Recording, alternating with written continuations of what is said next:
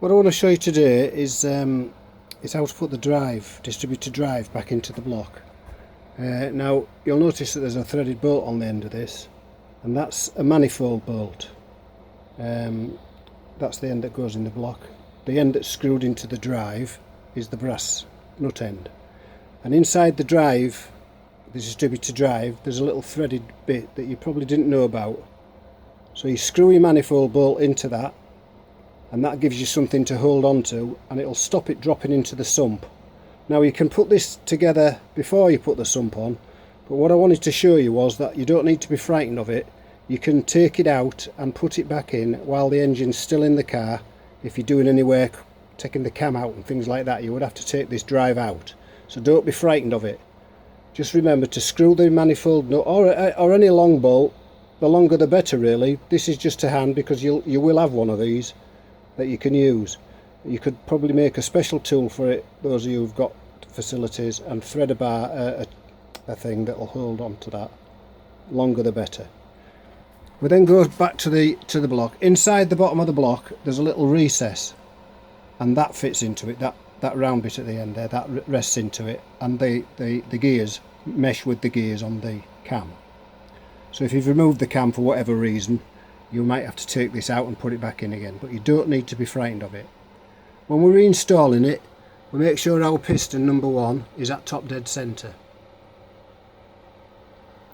We then get our shaft, distributor shaft, and start it off round about, this is looking straight on at the back at the block. You want to be round about 3 o'clock, 9 o'clock. That's 20 to 2. That's 3 o'clock, 9 o'clock. So slide that down into the block.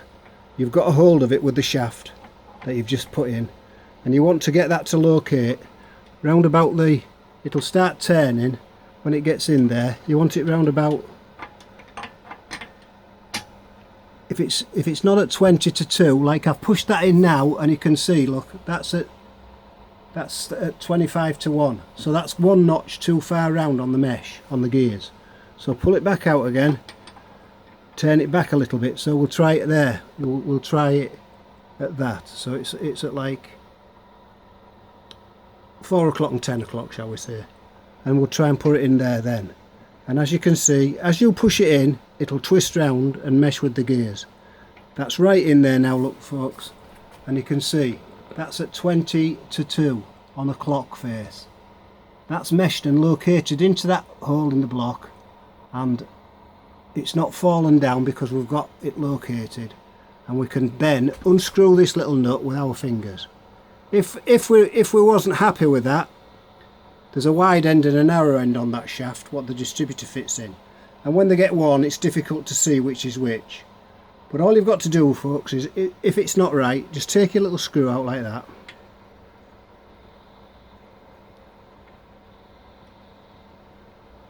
that's your little threaded bolt. You see that's located in there.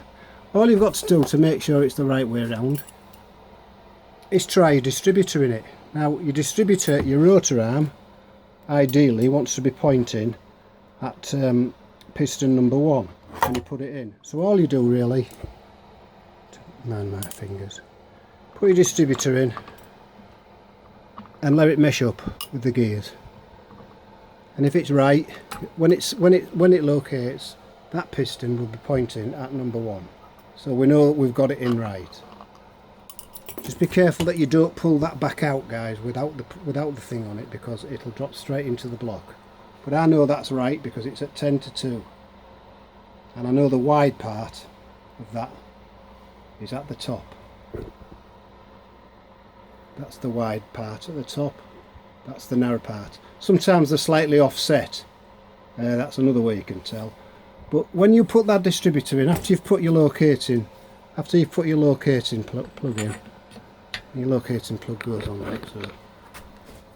After you've got that in,